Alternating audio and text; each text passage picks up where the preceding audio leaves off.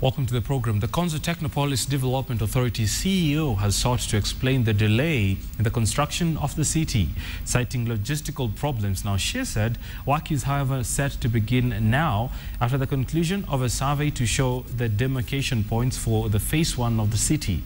The authority previously came under a lot of criticism for delays in construction of the city since its launch in January last year. Acting CEO Catherine Adair said bureaucracy from NEMA and the Ministry of Lands was behind the delay, but assured Kenyans that the survey marked the start of the implementation phase. The survey employed the use of latest technology on GPRS to locate beacon points where roads and power lines are to be placed. When complete, the first phase is set to provide work for about 16,000 people and house a further 30,000. System. Many people know it as GPS, some confused with the GPRS. Global Positioning System is a set of satellites that do provide signals, and those signals are sufficient to give ground coordinates or to give coordinates of an object on the surface of the Earth or near the surface of the Earth, and they do give at various levels. Moving on, several houses have been burned in ongoing clashes in Wajir just hours after the government deployed the Kenya Defence Forces to man 5 major roads in Mandera and Wajir counties.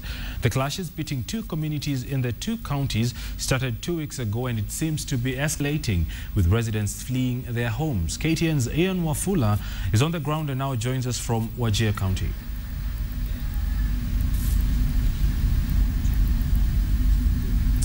We're coming to you live from Wajir County. We've just been at the burial of 12 people, the 12 people who were killed during a clash that took place at the border of Wajir and Mandera counties. It is said that two communities have been clashing, and the attack that left 12 dead is seen as a revenge.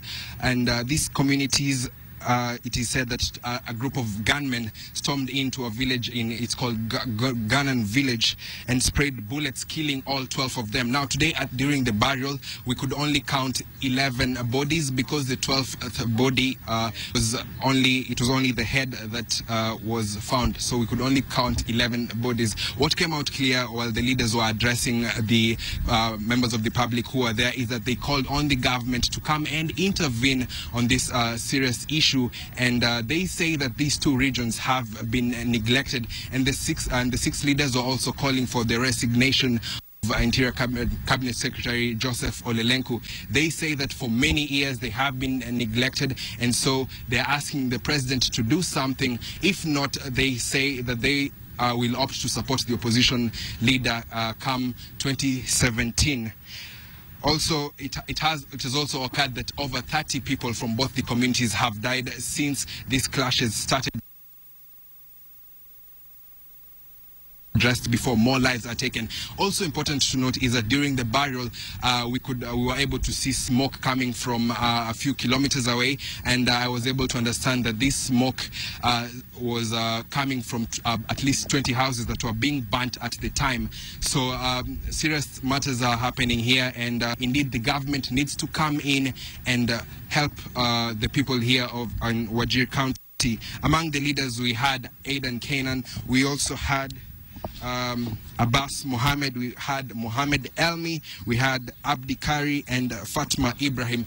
They were all saying that they are sending us a message to Interior Cabinet Secretary Olelenku to come and intervene. The police in this area have also been blamed for failing to intervene because, as I understand, police were there before the clashes happened, but it was not clear as to why they let this happen. Maybe because they were overwhelmed by the numbers of gunmen, or it is still not clear. We shall be updating you through the day. Back to you, studio.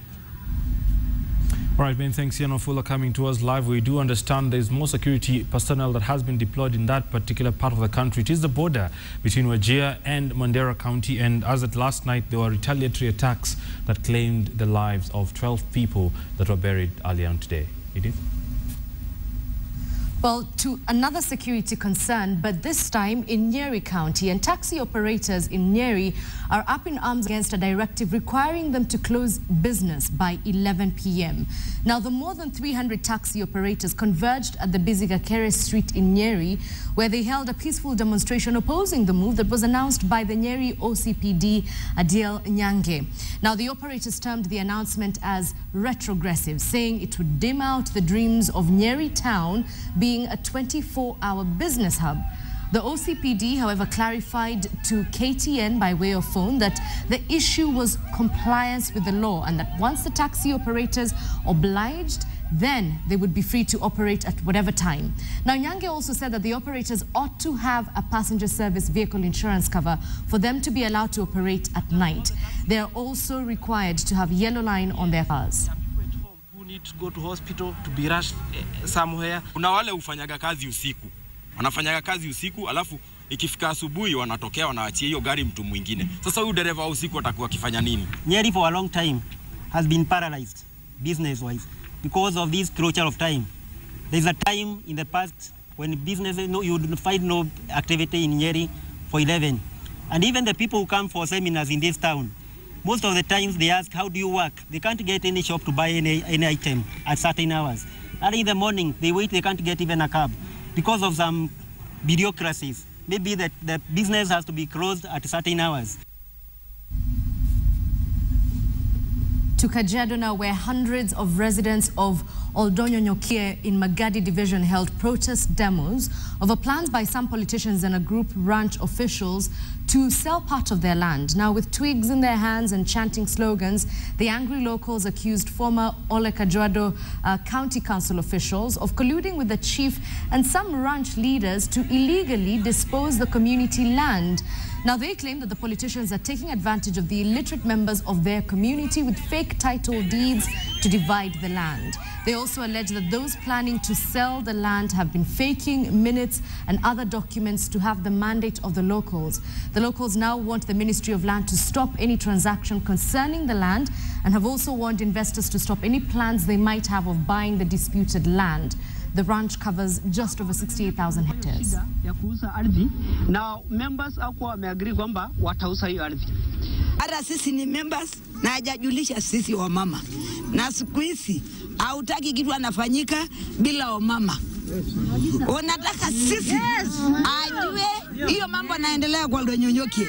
Sio wanaume peke yao.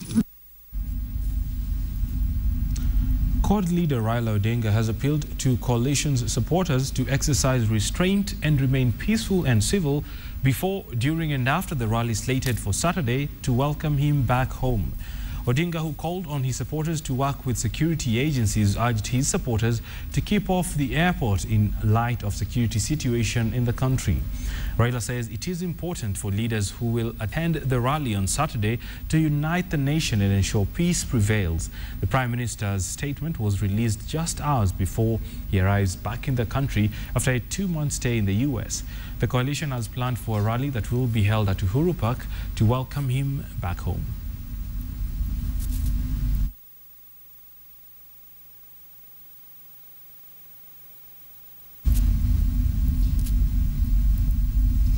There was drama in Kitengela, that's in Kajiado County, when a fight broke out between two women over the right to bury the husband they had shared. Now, the first wife accused the second woman of snatching her husband from her. The alleged second wife has since refused to release the body for burial until the man's family pays her dowry.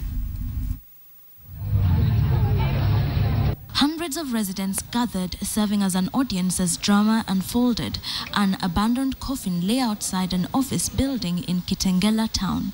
The drama began when a woman identified as Eunice, who claimed to have lived with the deceased, Charles Ayub Lukanya, for a year, refused to allow his relatives to depart for their ancestral home in Emuhaya for burial until his family paid her dowry. On the other hand, the deceased's legal wife, Faith Wairimu, accused Eunice of snatching her husband.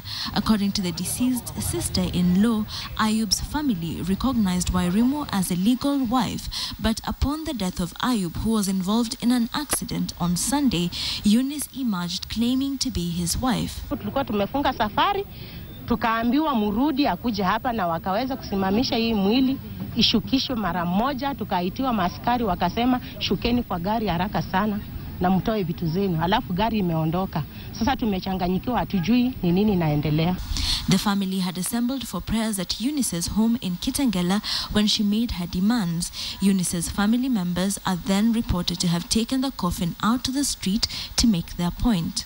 Negotiations between the two families failed to bear fruit, and finally members of Eunice's family took the coffin off the streets, maintaining that no burial would take place until the dowry is paid. Wilkistanyabwa, KTN.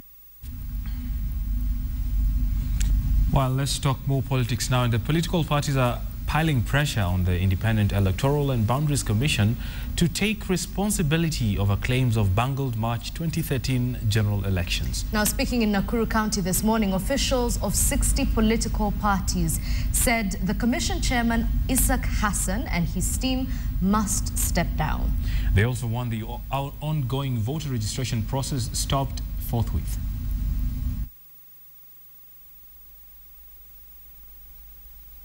Kwa sababu kuna kesi iko kotini ya 1.5 billion. Na sio ya Oswako peke yake, hiyo ni grupu yote. Huwezi kuniambia Oswako alikuwa CEO na chairman asiguzwe.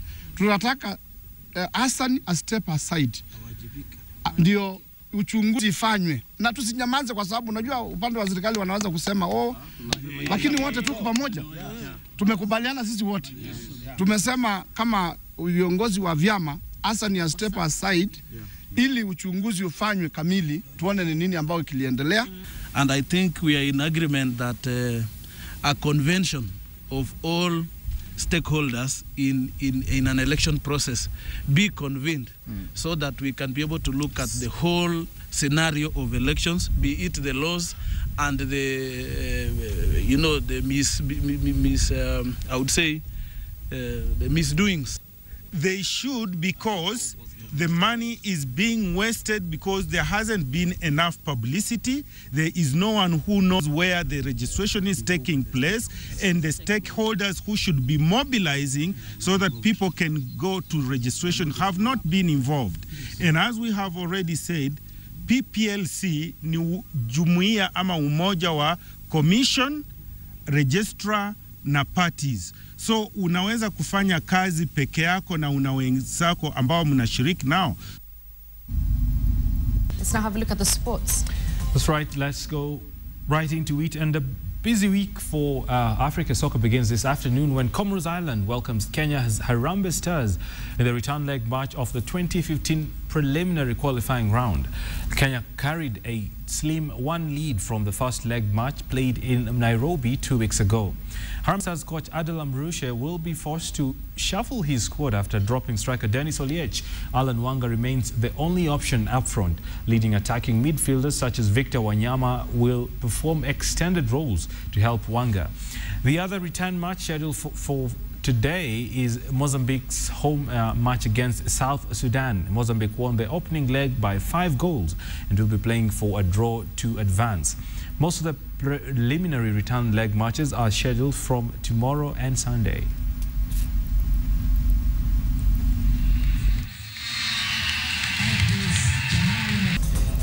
Great, we are at that point where we bring this to a landing. It is Friday, the weekend is long and it's here.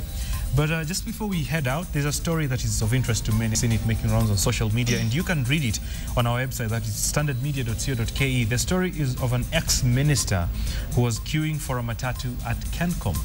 All the details are on this particular website. Did you know? If you inhale a pea, I don't even know what you would be doing inhaling a pea. Right. But should you want to inhale a pea one of these days, yes, it can sprout and grow. Like, you know, if that's what you want to do after lunch, yeah, well, it can sprout and grow in your lungs. Wow. That is quite useful. So you'd be the pea guy? You would. Well, that sounds wrong, but yes. My name is Edith Kimani. Have yourselves a wonderful weekend ahead. My name is Bonitunya. We'll see you again for the Friday Briefing Business Beat.